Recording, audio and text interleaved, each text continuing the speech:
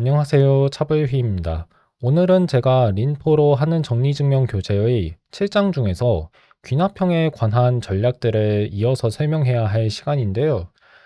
제가 실수로 설명하지 않은 내용들이 있었고, 그거를 설명하지 않았다는 사실을 잊어버린 채로 뒤에 나온 내용들을 이미 먼저 해설했습니다. 그래서 지금 그 내용들 이후에야 다시 귀납형에 관한 전략들을 완전히 설명하려고 하는데요. 준비는 다 됐으니까 한번 곧바로 교재 보겠습니다. If the expression you case on, 자 여기 잠깐만요. 여기 does not appear in the goal 이렇게 나와 있는데 당신이 경우를 나누려고 하는 식이 증명 목표에 등장하지 않는다면 the cases tactic uses have to put the type of the expression into the context. 이게 무슨 뜻이냐면 그 케이시스 전략이 자동으로 그 식을 증명 맥락 안에 넣어준다는 거예요. 근데 그게 어떻게 이루어진 거냐면 그 have문을 이용해서 이루어집니다. have문을 넣어서 그 식을 지역 맥락 안에 추가하는 거죠. 자, 보기가 다음에 나와 있는데 여기 보시면 P는 어떤 개별 명제이고 M과 N은 자연수죠. 그래서 두 가지 경우에 대한 가정이 있습니다.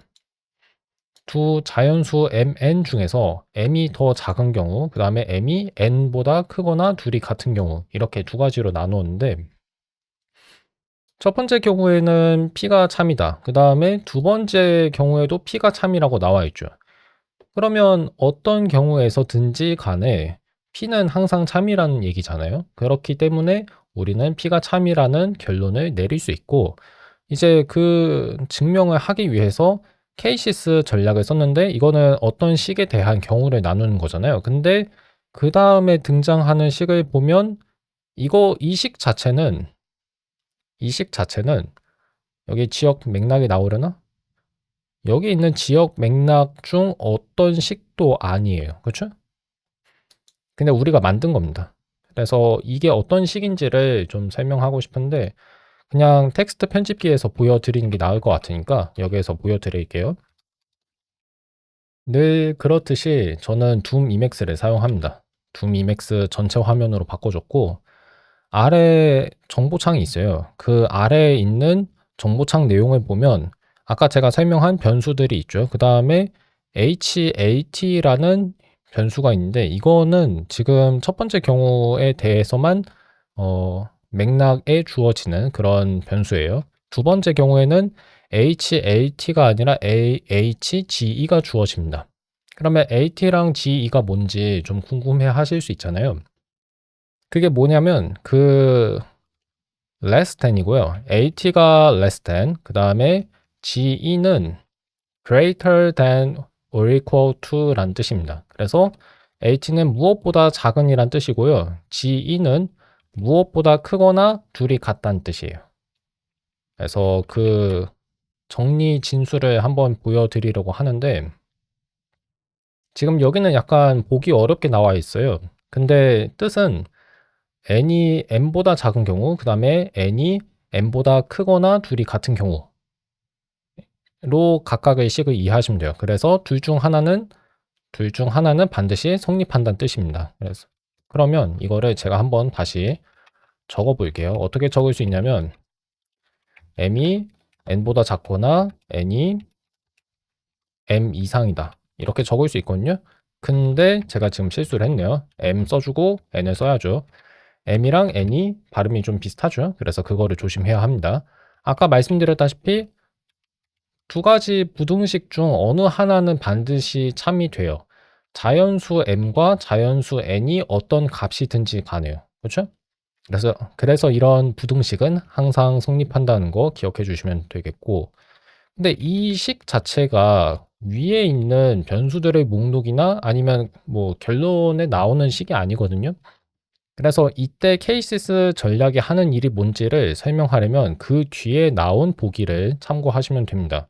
사실상 해부문을 이용해서 어떤 증명을 하나 만드는 거예요. 그 증명에 H는 hypothesis의 H라고 생각하시면 돼요. 가정을 뜻합니다.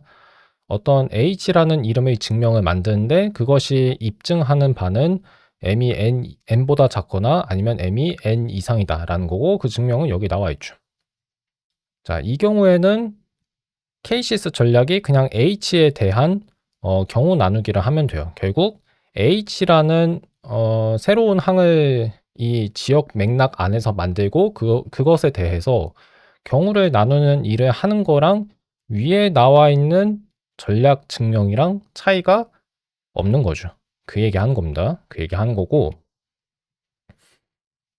그다음 볼게요. The theorem that LT or GE MN says 이거는 아까 제가 얘기했던 거니까 넘어가고 그 증명이 무엇을 입증하는지 설명하는 내용이에요. 그 다음에 카메라 좀 키울게요. 지금은 키워도 상관없어서. And it is natural to think of the proof above as splitting on these two cases. 그래서 위에 나온 증명은 위에 있는 이 증명 이거는 두 가지 부등식 중 각각이 성립하는 경우에 따라서 증명을 나누어서 작성하는 거라고 보시면 돼요. In the first branch, we have the hypothesis HLT m less than or equal less than n 이라고 나와 있죠.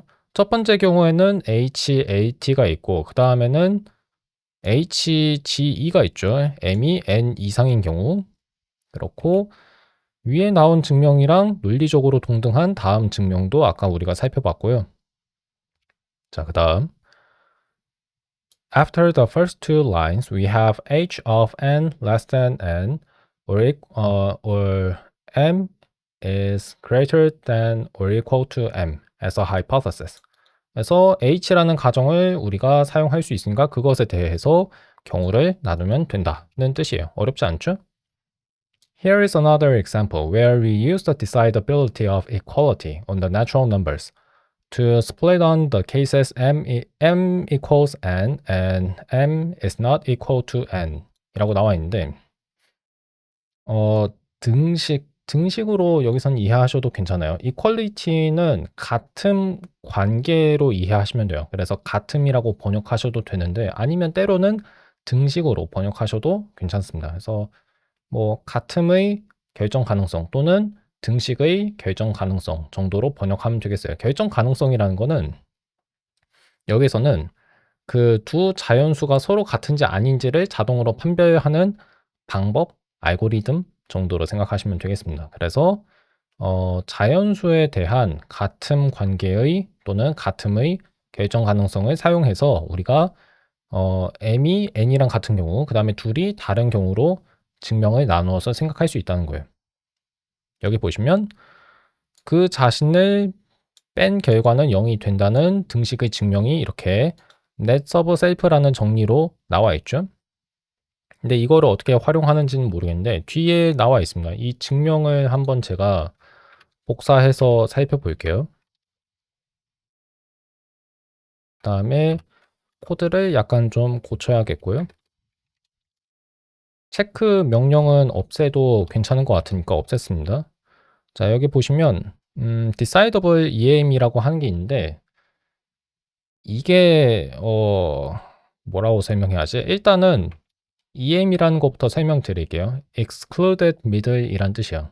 law of excluded middle은 무슨 뜻이냐면 배제된 가운데 법칙이란 뜻이에요. 그래서 이거를 한자어로는 배중률이라고 합니다. 가운데를 배제하는 법칙. 근데 가운데가 뭐냐면 둘 중 하나가 성립하는 거지 둘 가운데의 어떤 게 뭐 성립한다는 게 아니다라는 뜻 정도로 저는 이해하고 있어요. 그래서 이 경우에는 m과 n이 같다는 등식이 참일 수도 있고 거짓일 수도 있다는 뜻이에요. 그래서 어떤 명제 P에 대하여 P가 참이거나 아니면 P가 거짓이라는 명제 지금 여기 나와 있죠. P 또는 P의 부정 이 논리합의 증명이 린의 라이브러리에서는 배중률이라고 나와 있는 거예요. 뭐 이렇게 설명드리면 될 것 같고 그래서 결국은 decidable EM n 등호 n 이 하는 일이 뭐냐면 m이 n이랑 같은 경우 그 다음에 m이 n이랑 같지 않은 경우로 지금 증명을 나누어서 생각하겠다는 겁니다. 그래서 첫 번째 경우에서는 자, 두 자연수가 같은 경우를 따지는 거죠. 그러면 왼쪽에 나온 식이 성립하겠죠. 그래서 apply or in L이라는 게 나와 있는데 이거 간단하게는 left라고 쓰셔도 돼요. 자, 저 적용하기 전략이 왜 성공하는지 이해가 안 가신다면 5장에 나온 내용 한번 다시 보셔야 합니다. 이 교재 5장이요. 그 다음에 left라고 하실 수도 있어요. left라고 쓰고 그 다음에 net subself n을 제시하면 증명이 끝나겠죠. 왜냐하면 우리가 보이려고 하는 게 n 빼기 n은 0이랑 같다는 건데 이거는 어떤 자연수에 그 자신을 빼면 0이 나온다는 정리의 증명으로 해결할 수 있겠죠. 그래서 그렇게 증명 작성하면 되고 그 다음에 apply or in R라는 거는 그 오른쪽에 나온 식을 증명하겠다는 얘기입니다. 이게 무슨 말이냐면 잠깐만요. 글자 지금 제가 키운 거 맞죠?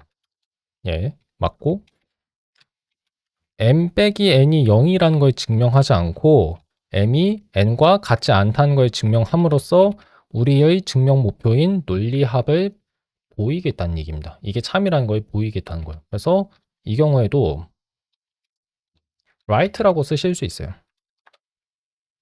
왜냐하면 오른쪽에 나온 식을 증명하겠다는 거니까.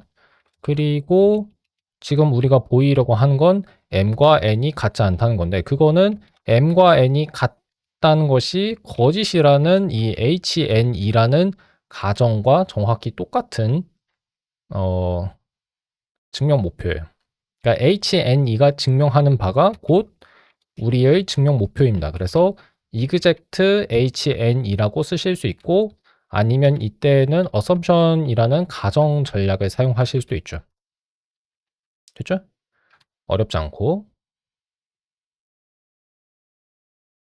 자, 그 다음 remember that if you open classical 고전 논리 이름 공간을 우리가 연다면 여러분은 you can use the law of the excluded middle 아까 설명드린 그 법칙입니다. 배중률이라고 한자어로는 불러요. 가운데를 배제한다. excluded middle 그래서 배중률 그래서 배중률이라고 부르는 건데 아무 명제에 대해서나 그런 배중률을 사용할 수 있다는 거예요. 언제 그게 가능하냐면 고전 논리를 우리가 사용할 때 가능하다는 겁니다. 참고로 말씀드리면 전략은 현재 고전 논리를 자동으로 사용해요. 우리가 클래시컬 이름 공간을 열지 않더라도요. 나중에 제가 린 말고 다른 증명 보조기를 사용할 때는 좀 다르게 시도할 수도 있겠죠. 고전 논리를 자동으로 사용하지 않는 전략들을 갖춘 증명 보조기 그런 거를 나중에 제가 사용할 수 있는데 일단 린에서는 이렇습니다.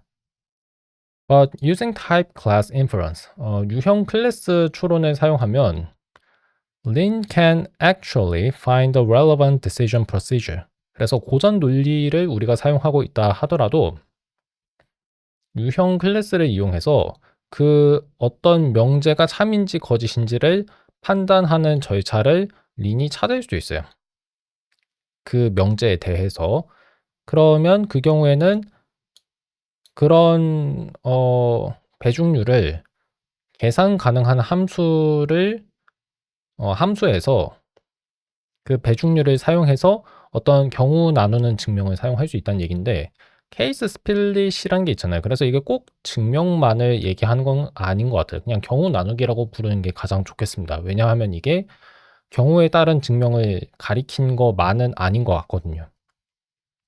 뒤에 나오는 게 계산 가능한 함수니까. 그래서 계산 가능한 함수에서 경우 나누기를 여전히 사용할 수도 있다. 어떤 경우에는 그게 가능하다는 거예요. 왜냐하면 린이 그 명제와 관련된 결정 절차를 알아서 찾을 수도 있기 때문이다. 그 얘기고.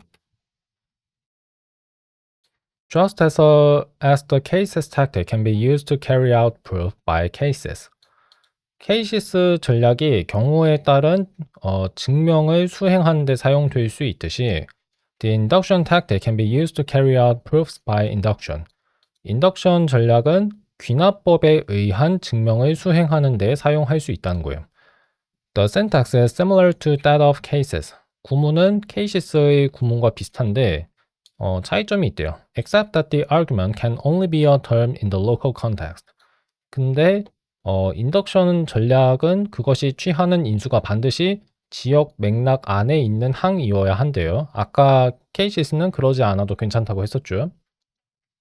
자, 그 보기가 여기 나와 있습니다. 여기 보시면 조금 주의하셔야 하는 게 있는데 0 더하기 n이 n이랑 같다는 등식을 증명하는 거잖아요. 그리고 여기서 약간 궁금한 게 있어요. 왜 0에 대해서는 이렇게 그 팝업이 나타나고 n도 나오는데 그 등식 오른쪽에 있는 n은 그게 안 되는 거일까요?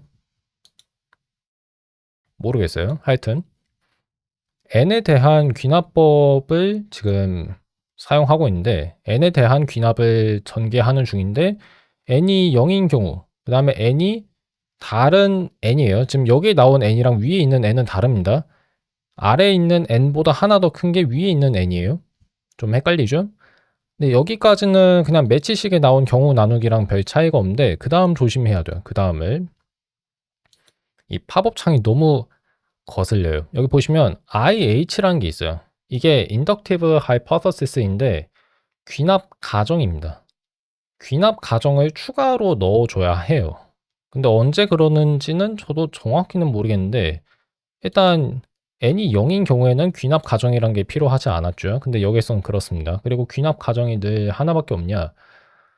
또 그렇지는 않은 것 같아요. 근데 정확히 몇 개고 언제 그렇게 개수가 정해지는지 잘 모르겠어요.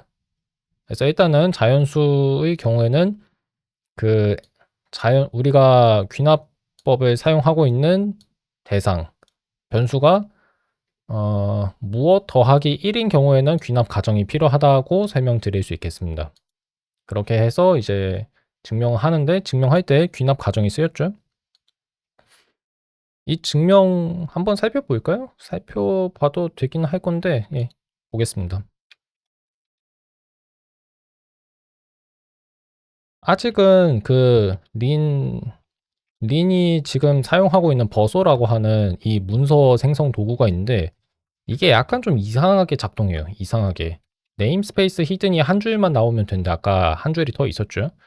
왜인지는 모르겠어요. 나중에 고쳐지겠죠. 하여튼 n에 대한 귀납법을 이제 사용하는 건데 첫 번째 경우는 n이 0인 경우에 0. 그래서 두 번째 0이 원래 n이 있었던 자리입니다. 그래서 0 더하기 0이 0이라는 거는 그냥 반사성으로 증명할 수 있으니까 넘어가고 그 다음 경우 보시면 자 이때 조심하셔야 하는 게 있어요. n이 있었던 자리에 n 더하기 1이 들어간 겁니다. 근데 이게 좀 헷갈리니까 저는 일부러 이때는 k라는 변수 이름을 좀 사용할게요. 자 여기 보시면 아까 우리가 봤었던 n이라는 변수는 지금 k 더하기 1인 거예요. 그러니까 n은 k 더하기 1과 같은 겁니다. 바꿔 말하면 k는 n보다 하나 작은 거죠. k는 n보다 하나 작은 거예요. n이 k보다 하나 더 큰 거고 그 다음 귀납 가정 보시면 k는 자연수인데 0 더하기 k가 k랑 같다는 게 나와 있습니다. 그래서 어떻게 보면 이 증명은 재규적으로 이루어지는 거예요. 왜냐하면 우리가 0 더하기 n이 n이라는 것을 보일 때 0 더하기 k가 k랑 같다는 것을 사용하고 있으니까. 그럼 0 더하기 k가 k랑 같다는 사실은 또 어떻게 증명하냐? 지금 우리가 보인 증명을 바탕으로 또 이제 다른 변수를 이용해서 다른 변수에 대한 귀납 가정을 이용해서 증명할 수 있는 거야. 그런 식으로 계속 그 변수를 다른 변수를 이용하는 방식으로 증명하다 보면 어느 순간에는 우리가 귀납 가정에서 사용하고 있는 변수가 0이 되겠죠. 그렇기 때문에 언젠가는 이 증명은 끝이 난다고 볼 수 있습니다. 이런 식으로 아마 린이 생각하는 것 같아요. 제가 봤을 땐 그래요. 그러니까 이거는 저 혼자서 짐작한 건데 아마 제 설명이 맞긴 할 겁니다. 어쨌든 간에 0 더하기 k가 k랑 같으면 0 더하기 k 더하기 1이 k 더하기 1이랑 같다는 걸 보여야 하는데 이런 등식을 증명할 때는 거의 대부분 그 연산 순서를 좀 바꿔줘야 돼요. 그렇죠? 그래서 0 더하기 k를 먼저 계산하게 할 겁니다. 따라서 우리는 다시 쓰기를 사용할 건데 여기 보시면 add 서기라고 하는 게 있죠? 아니네. 예, 죄송합니다. add 어속이라는 게 나와야 했는데 add 어속이 안 나왔어요. 죄송합니다. 창피하네. 애드석이 뭔지 보니까 제 기억으로는 이게 그 덧셈의 정의에서 바로 나오는 정리였거든요. n 더하기 석 m은 석은 바로 다음 수란 뜻이고 그냥 어떻게 이해하시면 되냐면 어떤 자연수보다 하나 더 큰 수로 생각하면 돼요. 근데 하나 더 크다는 표현을 직접 쓸 수가 없는 겁니다. 왜냐하면 이 바로 다음 수를 바탕으로 덧셈을 정의하기 때문에 하나 더 크다는 건 덧셈을 지금 언급하는 거예요. 근데 덧셈을 정의할 때 우리는 바로 다음 수라는 개념을 써야 돼요. 그래서 하나 더 크다고 이해하시는 건 좋지만 증명할 때는 석 m이라고 써야 합니다. 어쨌든 n 더하기 석 m은 석 n 더하기 m이랑 같다. 고 나와 있죠. 자, 이 썩이라고 하는 부분을 무엇 더하기 1이라고 생각하시면 이 등식이 성립한다는 거 이해가 가실 겁니다. 여하튼 자, 그래서 이걸 이용해서 증명한다는 게 뭔 말이냐면 이 k 더하기 1이 썩 k라고 본 거예요. 근데 제가 지난 녹화 영상에서 이미 이거를 한번 설명해 드렸던 것 같은데 무엇 더하기 1이 썩 k랑 같다는 게 그러니까 k 더하기 1이 썩 k랑 같다는 거를 우리가 어떻게 알 수 있었냐면 여기선 지금 석이라는 저 이름 자체를 사용할 수가 없네요. 오픈넷이라고 해보겠습니다. 됐죠? 자, 지금 쇼 명령을 이용해서 증명 목표의 겉모양, 겉모습을 바꿨는데 겉모습만 바꿨다는 건 원래의 목표와 논리적으로 지금 제가 보이려고 하는 목표가 논리적으로 같다는 겁니다. 논리적으로 동등해요. 동등하고 그냥 겉모양만 바꾼 거예요. 말 그대로. 의미가 바뀐 건 아닙니다. 근데 이런 식으로 바꿀 수 있는 이유가 뭔지는 이따가 제가 설명할게요. 우선 자, 0 더하기 k 석이 있죠? 그러면 어떻게 해야 하냐면 덧셈 더하기 석이 있으니까 add 석이라는 정리를 사용하고 그 다음에 결과가 이렇게 되죠. 이게 뭐냐면 그 바로 다음 수라고 하는 함수가 k에만 적용이 돼 있었는데 0 더하기 k 전체에 적용이 되도록 바꾼 겁니다. 근데 왜 그렇게 식을 바꾸냐면 0 더하기 k가 k랑 같다는 가정이 우리에게 주어져 있기 때문이죠. 그래서 0 더하기 k를 k로 바꿔주면 등식의 왼쪽이랑 오른쪽이 같죠? 그러면 증명이 끝나는 거죠. 그러면 여기에서 제가 하나 더 설명드려야 하는 건 아마 이거겠죠? 근데 정리가 아마 있을 건데 net 그 다음에 석 equal 여기 있죠? 어떤 자연수의 바로 다음 수는 그 자연수의 1을 더한 것과 같다. 근데 그 증명은 그냥 반사성으로 끝나요. 근데 왜 끝나는지를 한번 생각해 보겠습니다. 그래서 그걸 위해서 제가 한번 적어 볼까 하는데 아니면 위에 있는 거를 증명해 볼까요? add 1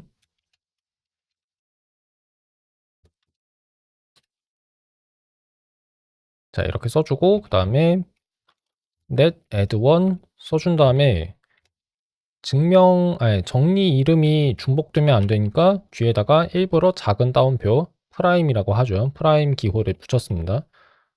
작은 따옴표 기호가 프라임이랑 같은 기호는 아닌데 여기서는 프라임을 나타낸 거예요. 어쨌든 간에 이 증명을 어떻게 이해할 수 있는지 지금 제가 설명해야 하잖아요. 그래서 이렇게 한번 써보겠습니다. 주석으로 설명해 드릴게요. n 더하기 1은 무엇이랑 같냐면 n 더하기 썩 0이랑 같아요.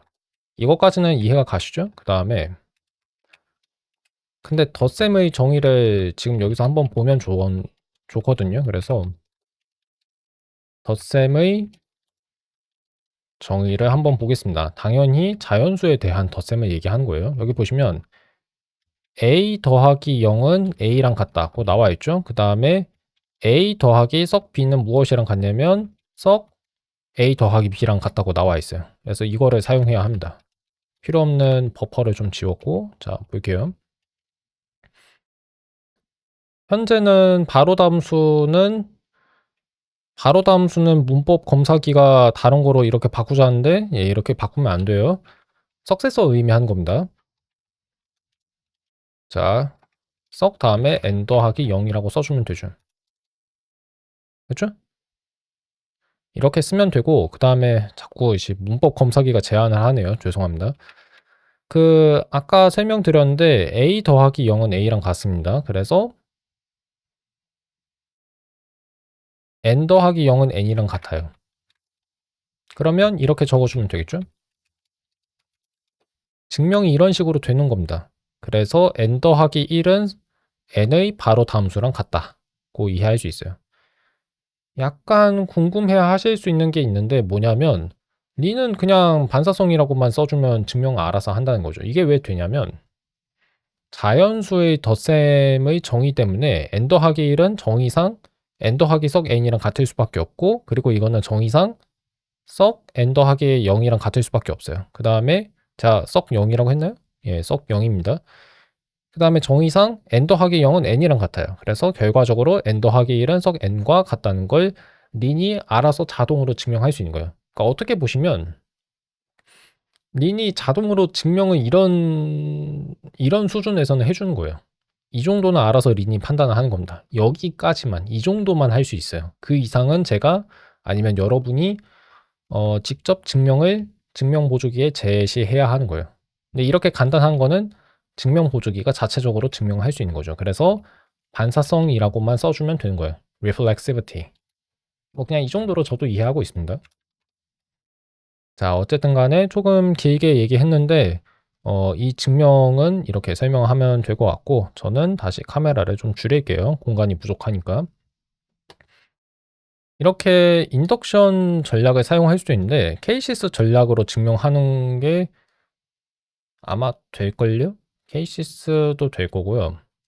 그 말은 무슨 뜻이냐면 매치식을 이용해서 증명하는 것도 가능하다는 얘기입니다. 근데 그거는 이미 앞선 제 해설 영상에서도 제가 설명했을 거예요. 그래서 지금은 자세하게 말씀드리진 않겠습니다.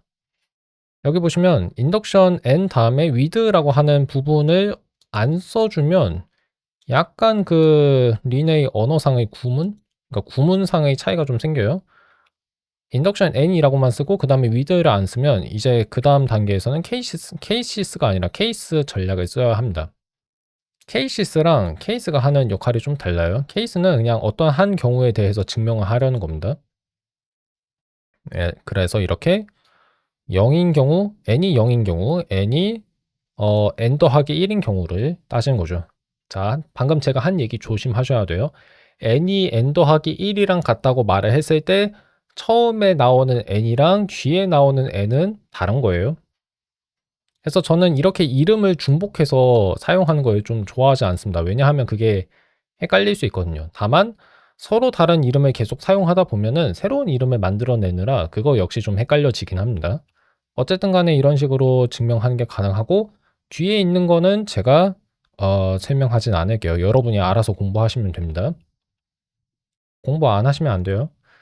자, induction tactic also supports user-defined induction principles with multiple targets, aka major premises 라고 나와 있는데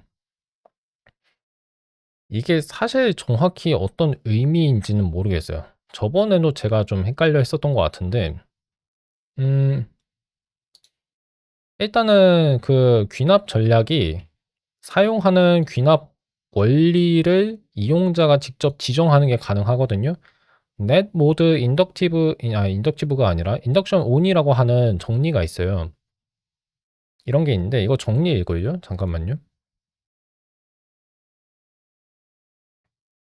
정리 정도가 아니라 이거 아예 정의로 지금 제시가 돼 있네요. 잠깐만요. 그러면 그 정의를 살펴보고 싶은데 여기에서는 볼 수가 없으니까 매스리브 문서로 한번 보겠습니다. 머드는 법으로 번역이 됐는데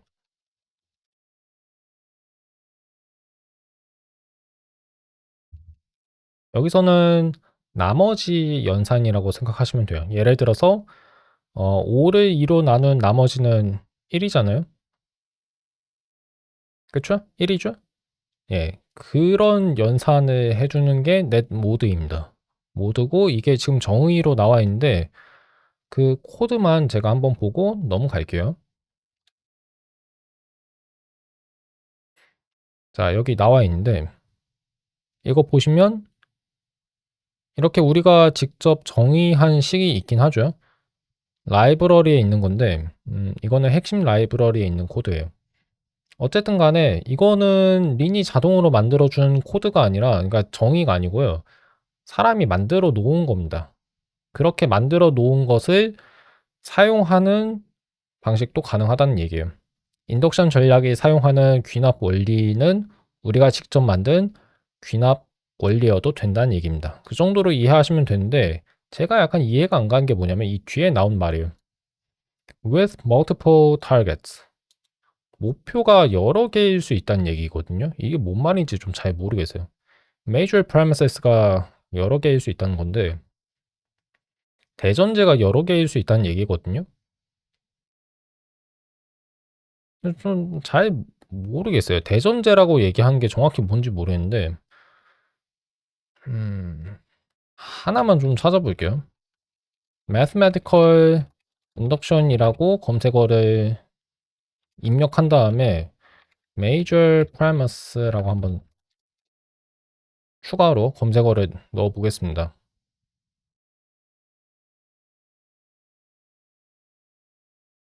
이거는 제가 지금 보여드리면 안 되고, 근데 대전제라는 용어 자체는 3단 논법에 있거든요. 방금 스탠퍼드 철학 백과사전 항목을 켤 뻔했는데 그거 제가 지금 보여드릴 수가 없어요. 대전제가 모든, 방금 발음이 이상했어요. 모든 사람은 언젠간 죽는다. 이게 대전제 아니었나요? 소전제가 소크라테스는 사람이다. 이거고. 잠깐만요. 검색을 하려고 했는데 창을 꺼버렸어요. 모든 사람은 언젠간 죽는다. 소크라테스는 사람이다. 앞에 나온 게 대전제고 뒤에 나온 게 소전제거든요. 근데 이거를 귀납 원리에 대해서 얘기하니까 그게 뭘 가리킨지 약간 좀 잘 이해가 안 가는데, 대전제가 여러 개란 얘기예요. 그러면 아마 제가 봤을 땐 예를 들어서 지금 넷 모드 인덕션 온이라고 하는 거는 소전제에 해당하는 게 베이스가 아닌가 싶고요. 대전제는 인덕션? 저 단계? 이 부분을 가리키는 게 아닌가 싶습니다. 그러면 이 같은 경우에는 대전제가 여러 개인 건 아닌 거겠죠? 그쵸?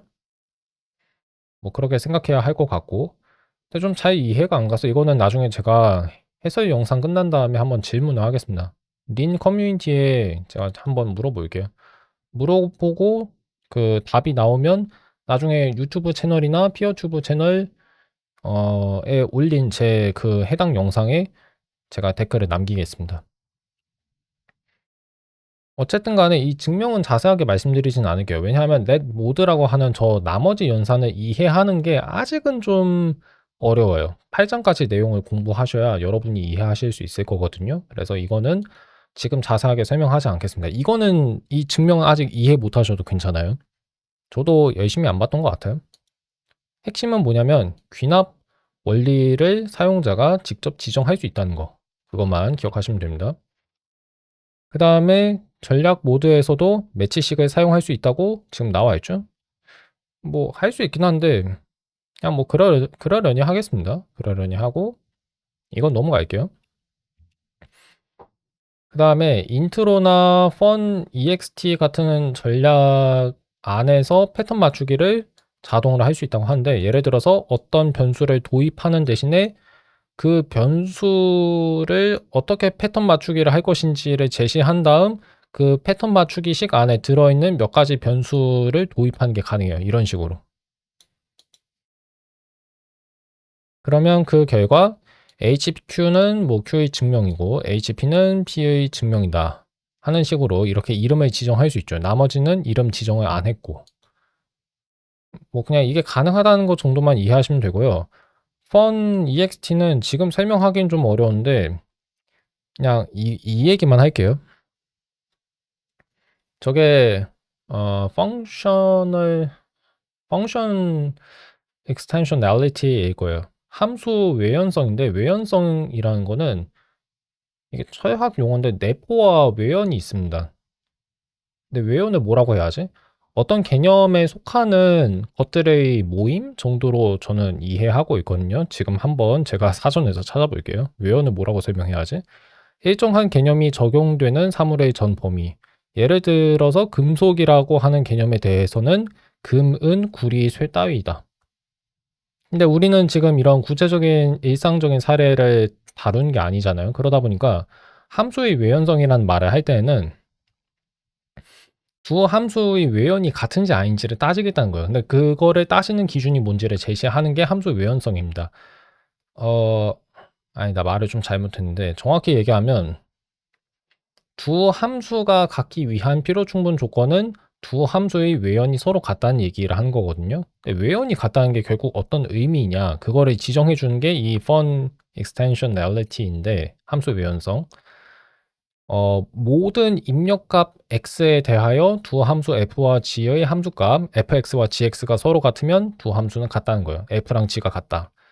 그래서 이 경우에는 지금 함수가 두 가지 나와 있어요. 첫 번째는 이렇게 길게 쓰여 있는 이 함수, 두 번째는 뒤에 나와 있는 함수인데 여기 보시면 두 함수 모두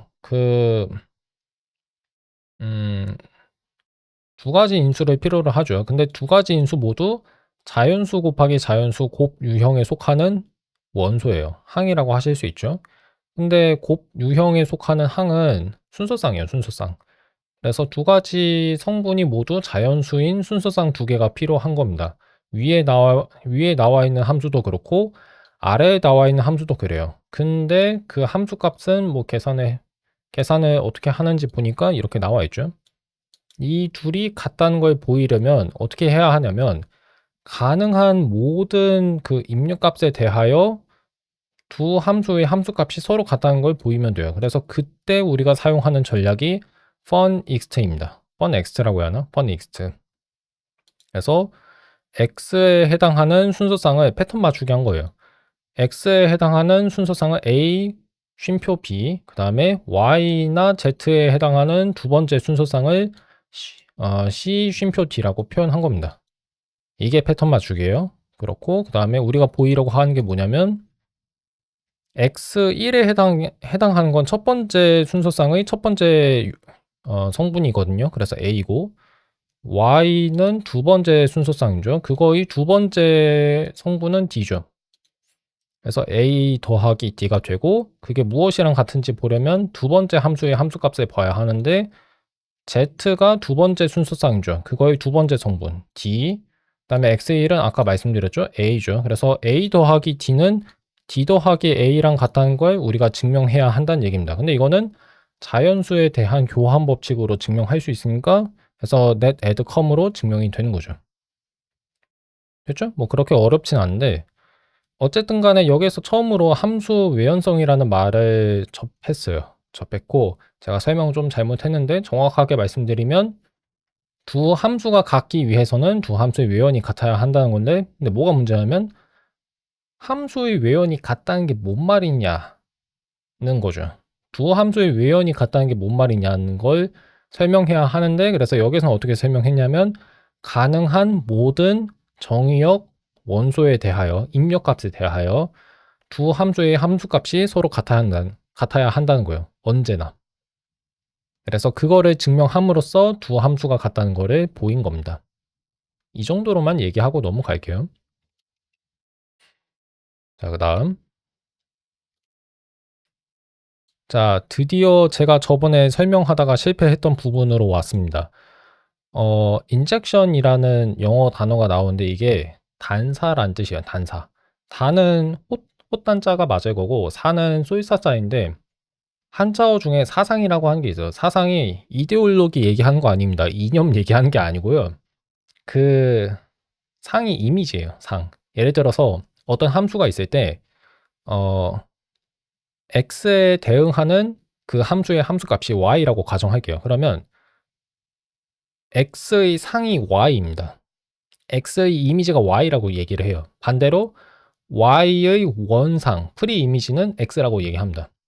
뭐 그런 용어가 있어요. 어쨌든 간에 상은 이미지를 얘기하는 거고 이미지는 뭐냐면 그냥 무엇에 대응되는 것이라고 생각하시면 돼요. 함수값 정도로 생각하시면 됩니다. 그래서 사상이라는 거는 이미지를 쏜다는 얘기거든요. 그냥 그 두 대상을 연결한다는 거예요. 두 대상에 대한 관계를 가리킨다고 보시면 돼요. 그래서 사상은 영어로 매핑이라 하거나 아니면 그냥 맵이라고 하는데 그냥 함수예요, 함수. 함수라고 이해하시면 됩니다. 그러면 단사라는 건 무슨 뜻이냐면 이제 인젝션 얘기를 해야 하는데 1대1 함수라고 고등학교 1학년 때 배운 그 개념을 가리켜요. 근데 그거 아세요? 한국은 아주 오래 전부터 지금까지 그 고등학교 1학년 때 거의 대부분의 경우 고등학교 1학년 때 1대1 함수라는 개념을 배워요. 근데 아마 제가 추측해 보면 미국은 안 배울걸요? 영국도 아마 안 배울 거예요. 고등학교 때 그런 거 안 가르칠 겁니다. 가르치는지 아닌지 모르겠는데 만약 그거를 고등학교에서 배운다면 그 고등학생들은 미적분학을 공부하면서 배웠을 거예요. AP 미적분학이라는 게 있지 않나요? 미국엔? 아마 그런 식으로 배웠을 겁니다. 어쨌든 간에 이게 모든 고등학생이 배우는 것 같지는 않아요. 그 모든 나라에 걸쳐서 그런 것 같지는 않거든요. 그래서 한국만의 특징인지는 모르겠지만 그 점 좀 참고하셔야 합니다. 어쨌든 간에 우리는 고등학교 1학년 때 1대1 함수라는 개념을 배우잖아요. 그 개념이랑 관련된 전략이 인젝션이에요. 인젝션은 아까 말씀드렸다시피 단사인데 단사는 1대1 함수랑 같은 의미입니다. 근데 제가 1대1 함수에 대한 설명은 이미 며칠 전에 영상을 녹화했어요. 그래서 그게 이미 제 유튜브 채널에는 올라가 있습니다. 제가 영상 자막을 하도 안 만들다 보니까 피어튜브 채널에는 아직 올리지 못했지만 언젠가는 올릴 거예요. 그래서 그거 보시면 되고 저는 1대1 함수가 뭐인지에 대한 설명은 넘어가겠습니다. 이미 했으니까. 마지막 전략을 이제 살펴보면 되는데 이 전략은 어디에 쓰이냐면 뭐 귀납형을 다루는 데 쓰인대요. 그게 뭐냐면 단사 전략이다. 그 전략의 설계상 전략이 아닌데요. 귀납형은 그 설계상 귀납형에 속하는 원소들이 자유롭게 생성되는데 자유롭게 생성된다는 게 무슨 뜻이냐면 구성자가 단사란 얘기예요. 1대1 함수란 얘기입니다. 구성자가 단사 함수다. 그 다음에 그 치역은 서로 소이다. 서로 소예요. 서로 소. 디스조인트를 우리가 서로소라고 번역하거든요. 근데 그게 무슨 뜻이냐면 교집합이 비어있는 집합이란 뜻입니다. 공집합이라는 얘기예요. 그게 뭔 말이냐면 공통 원소가 없다는 거예요. 안 겹친다는 얘기입니다. 그 구성자의 치역이. 이거를 어떻게 설명드리면 좋을까 싶은데 보기를 좀 들어야겠죠? 교재에는 지금 이런 보기가 나와 있는데 이것도 좋긴 하지만 제가 하나 더 만들게요. 뭐를 만들 거냐면 예를 들어서 MN이라고 하는 게 A, B라고 할게요. A랑 B는 발음이 좀 더 구별이 쉬우니까 A, B라는 자연수가 있고 그 다음에 우리가 만약 어떤 가정을 받았다고 칠게요. 가정이 우리에게 주어져 있다고 칠게요. 썩 A는 썩 B랑 같다. 이거를 바탕으로 A는 B랑 같다는 걸 증명하고 싶은 거예요. 자, 그 다음에 지금 제 조명 하나가 꺼졌네요. 네, 일단 그대로 가겠습니다. 이렇게 쓰면 되는 것 같은데 보시면 인젝션이라고 하는 전략을 사용하고 그 전략에 h라는 인수를 제공하기만 하니까 증명이 끝났잖아요. 뭔 일을 한 건지 한번 볼게요. 썩이라고 하는 거는 자연수 귀납적 유형의 두 가지 구성자 중 하나예요. 두 가지 구성자 중 하나인데 이게 단사 함수라고 얘기했잖아요. 1대1 함수예요. 1대1 함수이기 때문에 A석이랑 B석이 같으면 A랑 B가 같아야 돼요. 1대1 함수니까 그런 겁니다. 됐죠? 1대1 함수가 뭔지는 더 얘기 안 할게요. 애초에 1대1 함수라는 게 어떤 함수값을 갖는 정의역 원소는 두 개 이상일 수 없다는 얘기거든요. 서로 다른 두 개 이상일 수 없기 때문에 오직 하나라는 의미가 돼요. 함수값이라는 단어를 쓰는 순간 그 함수값이 대응하는 정의역 원소는 반드시 하나가 있어야 합니다. 반드시 하나라고 말을 하면 안 되고 적어도 하나는 있어야 돼요. 반드시 적어도 하나는 있어야 돼요. 0개일 수 없다는 얘기입니다. 없을 수 없다. 그럼 있다는 얘기잖아요. 그렇죠? 그럼 하나 이상은 있어야죠. 하나 이상이란 얘기인데 근데 1대1 함수는 어떤 함수값이 대응하는 정의역 원소가 2개 이상일 수 없다고 했기 때문에 하나 이상이면서 2개 이상일 수 없다는 건 딱 1개밖에 없다는 얘기잖아요. 그래서 두 가지 정의역 원소 A, B에 대하여 각각의 썩이라고 하는 함수에 대한 함수값인 A석과 B석이 같으면 하나의 함수값에 대하여 둘 이상의 서로 다른 정의역 원소가 있을 수는 없기 때문에 A랑 B라고 하는 두 가지 정의역 원소가 서로 같아야 하는 거예요. 그래서 이런 식으로 증명이 됩니다. 근데 이때 사용하는 전략이 인젝션이라고 하는 전략이고 이거는 단사란 뜻이죠. 단사라는 뜻이고 제가 이 정리가 어떻게 증명이 되는지를 알고 싶어서 한번 그 전략이 생성하는 증명항을 살펴보고 있는데 여기 보시면 썩 no confusion이라고 한 게 있죠. no confusion이라는 게 사실상 그냥 그 귀납적 유형의 각 구성자의 1대1 함수 특징을 설명하는 그런 함수 정도로 보시면 돼요. no confusion이라는 게. 이거는 린이 자동으로 생성합니다. 사람이 직접 하나하나 만드는 게 아니라 린이 자동으로 만들어줘요. 그럼 됐고 그 다음에 이 정도로만 설명할게요. no confusion이 정확히 어떤 건지 알고 싶으시면 저처럼 이렇게 프린트 명령 사용하시면 될걸요. 인쇄 명령 쓰시고 난 다음에 net 썩 쓰시고 no confusion이라고 쓰시면 돼요. 근데 지금 제가 net이라고 하는 자연수 이름 공간을 열었기 때문에 썩이라고만 써도 아마 될 겁니다. 되죠? 그러면 자 카메라를 좀 줄일게요. 그러면 그게 어떤 방식으로 만들어져 있는지 이렇게 설명이 되어 있습니다. 그러면 뭐 또 이제 net no confusion이라고 하는 자동으로 생성된 이 함수는 뭐 하는 건지도 살펴보셔야 하는데 이때부터 약간 머리가 아파지니까 모르셔도 괜찮고요. 그냥 저도 가끔 가물가물할 때만 한 번씩 봐요. 하여튼 간에 내부적으로는 저렇게 뭔가 좀 복잡해 보이는 함수들이 있다는 거 그거만 지금 설명할게요. 설명하고 어차피 제가 그 이번 7장 교재의 퀴즈에서 이 개념들이랑 관련된 문제를 아마 하나 정도 낼 거예요. 아마 하나 정도 낼 거기 때문에 그때 한번 살펴보셔도 괜찮습니다. 자, 그렇고 그러면 그 다음 보기는 뭐 더 자세하게 설명 안 해도 될 것 같은데 여기 보세요. M 썩썩 그 다음에 N 썩썩이라고 나와 있잖아요. 그러면 썩썩을 양변에서 제거하는 게 가능해요. 왜냐하면 썩이라고 하는 바로 다음 수 함수는 자연수 귀납적 유형의 한 구성자이고 그런 구성자는 단사이기 때문에 다시 말해서 1대1 함수이기 때문에 양변에 있는 썩을 없앨 수 있다는 거죠. 근데 이때는 인젝션 h라고만 쓰지 않고 with라는 말을 쓸 수 있어요. h 프라임이 있죠. 자, 그러면 그거를 썼을 때 어떻게 바뀌는지 보니까 h라는 그 가정이 사라지고 그 대신에 h 프라임이 나왔죠. 차이가 뭐냐면 썩이라고 하는 게 양변에서 하나씩 없어졌다는 겁니다. 그 다음에 한 번 더 인젝션을 사용하면 이제 m이랑 n만 나와 있죠. 이거를 이용하면 증명 목표를 아주 쉽게 달성할 수 있죠. 왜냐하면 m을 n으로 바꿔주면 왼쪽이랑 오른쪽이 같으니까. 자, 그렇게 사용하실 수 있습니다. 그 다음에 근데 이 얘기는 안 했잖아요. 치역이 겹치지 않는다.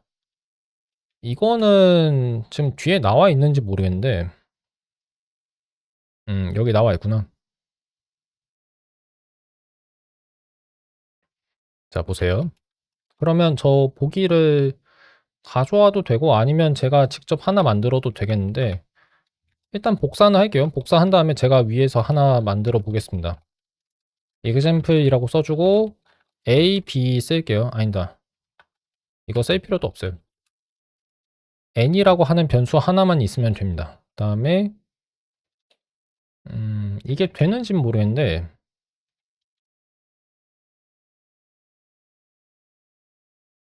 자 아니면 0을 먼저 적어볼까요? 우리가 증명하려고 하는 목표가 뭔지 보이시나요? n이 자연수예요. n이라는 자연수가 있는데 0이 n 더하기 1이랑 n의 바로 다음 수는 n 더하기 1이랑 같죠. n 더하기 1이랑 같지 않다는 거를 증명해야 하는 거예요.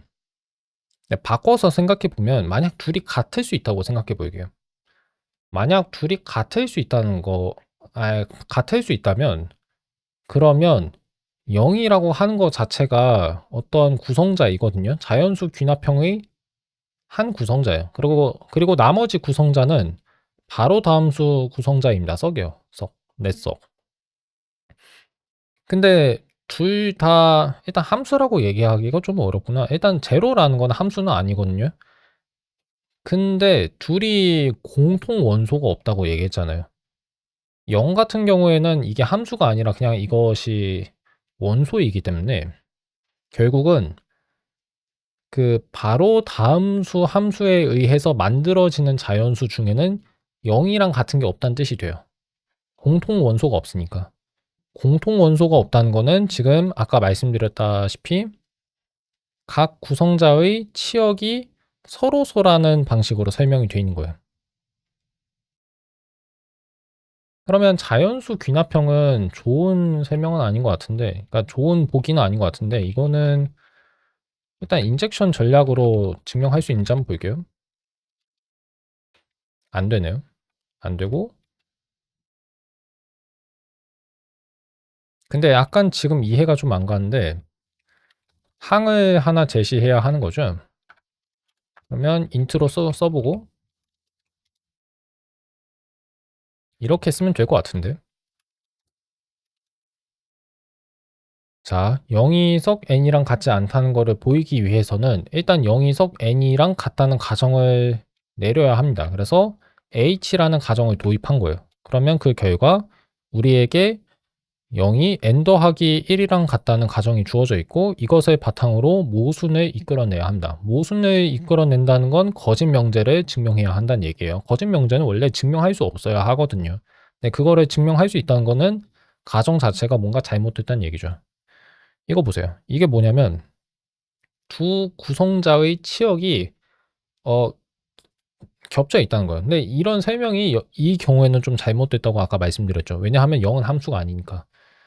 그래서 이 경우에는 썩이라고 하는 구성자에 의해 생성되는 자연수 중에는 0이랑 같은 게 없다 정도로 이해하시면 되겠습니다.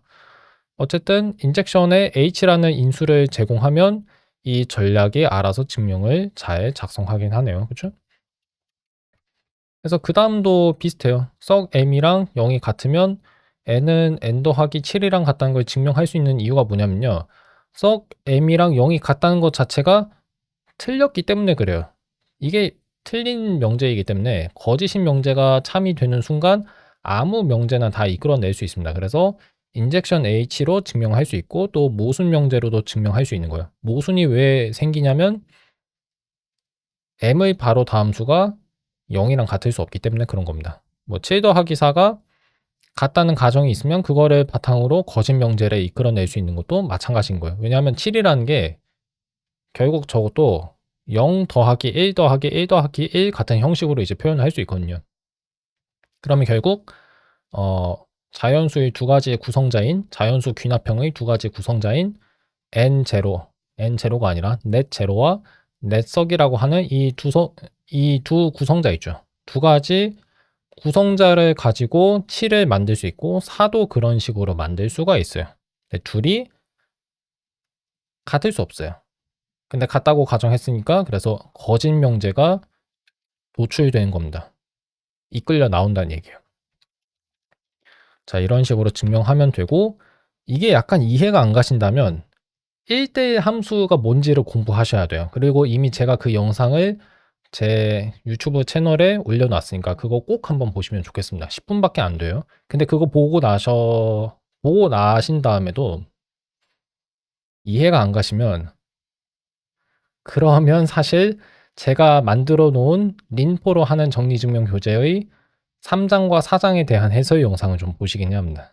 어쨌든 간에 맨 처음에 그게 이해하는 게 쉽지 않다고 제가 이미 말을 했고, 저는 그 얘기도 했어요. 고등학생들이 그런 논리적인 이해까지 다 하기는 아마 어려웠을 거라고 추측했습니다. 그러니까 1대 함수가 뭔지는 알겠지만 그것이 갖는 성질을 논리적으로 이제 분석해서 그 1대 함수의 정의를 다른 논리식으로 바꾸는 거는 할 수가 없다고 얘기했어요. 왜냐하면 그거를 하려면 고등학교에서 가르치지 않은 그런 논리적 개념들을 배워야 하거든요. 연습도 해야 하고.